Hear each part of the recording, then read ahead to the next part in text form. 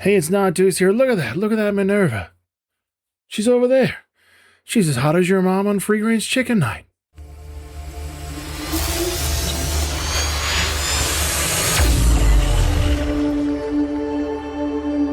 Fancy intro music, yeah! Woohoo! Welcome back, Star Trek Fleet Command fans. Today's the day I finally clicked the button. As you saw with our wonderful intro, thanks to, well, that wasn't Ultravetica. I don't know who that was. But we're going to talk about the Minerva. What's the value in picking it up? Is there any? Would you enjoy it? Would you? First off, is it pretty? I actually think it looks really good. Sadly, the G7 ships are where the Romulans seem to finally take a step back and aren't gorgeous. But I think the Minerva is a beautiful design.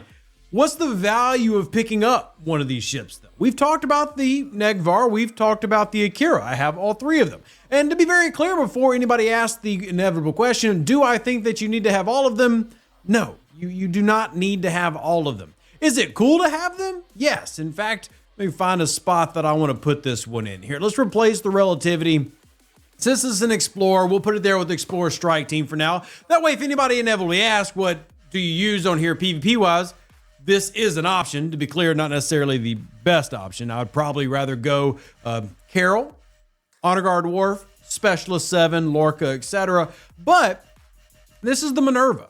Let's talk about what that actually can give you. And to do that, I'm actually going to reference some of the other ships that we've actually seen already in the Akira. Number one of the reasons that a lot of players are going to be getting these ships is it's a lot easier economically to do than it was before.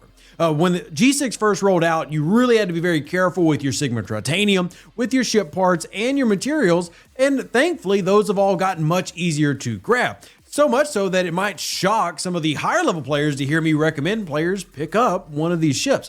And at the same time, please be clear, I'm not saying max these out, and I wouldn't recommend that for the average player. But one of the perks is going to be research applications. Now, to be clear, you can absolutely fly right on through G6 without ever picking up a 63 Uncommon. But if you do decide to pick one up and you're looking at all these researches that exist and how much do I need to get, what should I get, one of the things that you're going to run into are hazards. You've probably experienced them so far in transition space. Well, to unlock various researches like ion storm deflectors, well, you have to have gone through and unlocked these various ships. As you unlock the Akira and you tear them up and etc., you will get access to more of those hazard researches, making it easier for you to have success. And again, these are just basic researches. Are they that great? I mean, you're unlocking a maximum of 50% hazard resistance, but if you are truly trying to make the existence in G6 spaces more enjoyable for your FKR ships, then yes, it's nice to have more hazard resistance via the research tree. And because they are all locked behind having each one, that would then seem to indicate the idea having all three of them. Now, I talked about the cost getting easier thanks to the continuum loop with the Revenant and being able to just do your ticket pulls. The economy itself of the events have actually greatly increased. But in terms of cost, let's actually do a comparative cost analysis. Let's take a look at tier 1. Pretty cheap, right? I mean, obviously this is with my research involved. Let's actually throw on the screen the overall cost. Let's say you wanted to take this to tier 5, tier 7, tier 9. Tier 9 would be the one that many of you would be eyeballing if you're planning on picking up the Minerva, taking it to tier 9 to then upgrade your Borg Cube, which in G6 is still probably the best overall ship throughout all of G6. If you're talking about from level 61 to level 70, the Cube is still probably number one, bar none. But to get there, part of the steps might be for you picking up a 63.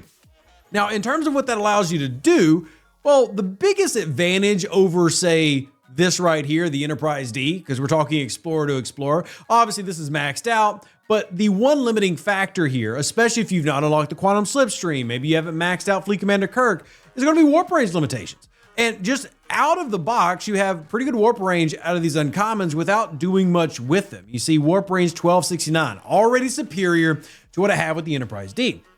You'll also note that I've got the Akira out right now to do armadas. That's another use for these. If you so choose, based on warp range, you can throw these out to run the armadas, though you can also do this with the level 60 epic ships. But again, we're talking about warp range. What's it give you more access to? Let's use another common part of the game right now with the augment area, which is right over here warp range is going to become an issue. Here's my Enterprise D. And again, just based on where we're at, see, getting to 64, we're just a little bit short on that. Now, there are ways to get the warp range needed. Again, Quantum Slipstream, which can be unlocked free to play via the Augment faction. Maxing out Fleet Commander Kirk can improve your warp range. These can also help the Minerva by extension. But if you're really wanting to get further and further down the line, you're going to need either a specialty ship, whether it be the Relativity, the Vindicator, whether it be the GS-31, whatever ship, or one of the faction ships to start pushing you into these deeper regions of space, which gives you access to more rewards, more loot, and simply more hostiles that you can grind, which especially for events where are based on hostile levels you want to hit, maybe that's the best course of action for you. The Minerva has the same value that an Akira and Negvar has. And on the same flip side of that, it has the same detriments, as in firing pattern is definitely one of the weak points here. Look at the firing pattern here from the weapons.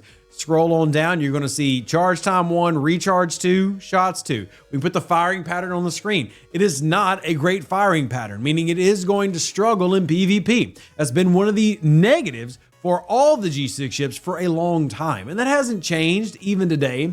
There are things that you can do with certain crews, for example, intercept a strike team, maybe boost up that Akira shot pattern just a little bit, but it's just simply going to have struggles in PvP. But what I've learned a lot in STFC is most people aren't as PvP as I am, and even if they are, they've probably got a primary PvP ship. And in this case, this goes back to what we were talking about. Maybe you're playing a little bit slower. This is going to let you get to your Borg cube, and that will be your PvP ship anyway. And this is going to be something that you're using more for waves and doing your Krenom entities so that you have a second ship with your Relativity. You're doing things with multi-ships, things like outposts.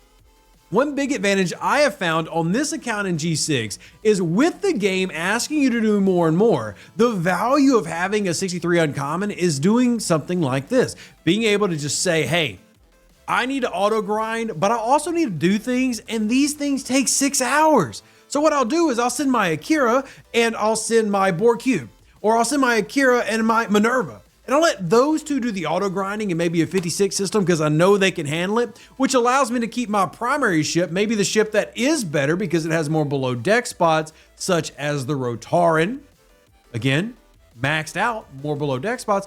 I can use this instead for my primary grinds, whether that be in the augment area of the game. So when you look at things like the Minerva, the real question to ask yourself is, number one, do I want it just to have it? There's nothing wrong with collecting stuff in the game. In fact, if there is an aspect of Star Trek Fleet Command that is really fun, it's collecting the new ships and getting the new ships. I said at the beginning, the Minerva is gorgeous. It just is a great design. I like it. And y'all know if you've followed my content, it takes a lot for me to say the Romulan ships are pretty, because I'm not a big fan of Romulans in Star Trek, but it does have that. What you will get from it is a very viable, able to handle all the G6 content, and relatively cheap to max out in terms of where we want to take it, which is maximum kind of tier 9. We want to save all those resources, ship parts, etc. for later in the game. You know, we're looking more of maybe maxing out a Crenshaw, maxing out an Enterprise Z, Scimitar, than we are looking at a Minerva. But if you are one of those players who's progressing through the game kind of naturally at your own pace,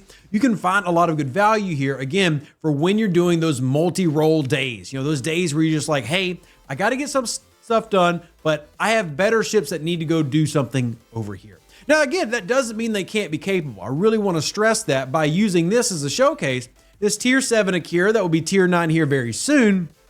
This has not only multiple below deck spots, I currently have 4 below deck spots, making it a viable ship to use in armadas, but it has great warp range. Remember that we're identical here, so we're almost at 1500 warp range as a tier 7.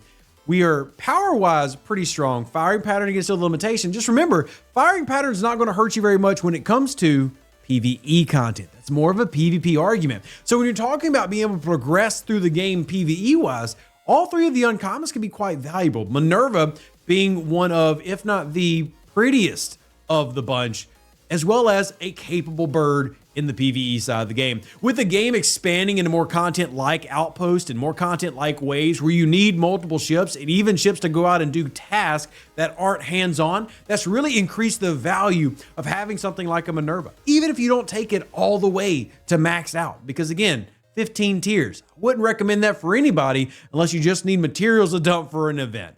But if you're looking for an enjoyable ship, all 3 of the uncommons can provide that. And if you're a fan of the Romulans, which I've I've learned there's more fans of Romulans in my community in my Discord than there are Klingons, which is frightening and disturbing.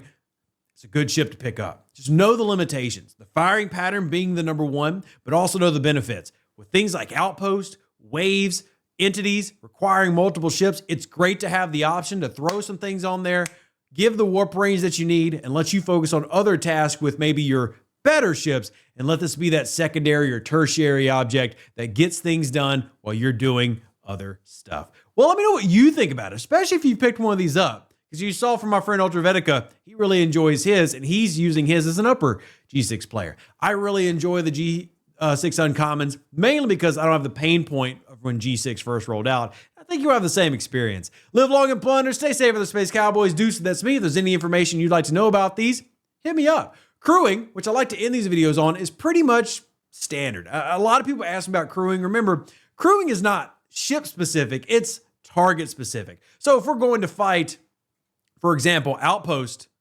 well, then let's use an outpost crew, which is this. So if I was in a Minerva, I would still use this. If we're going to write and, go do armadas or entities, would use this on a Minerva.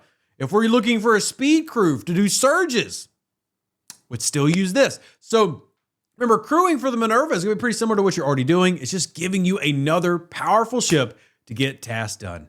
See you on the next one. Appreciate you. Love you. Thank you for supporting me and my family. An even better outro than the intro. For the Empire and glory to your house.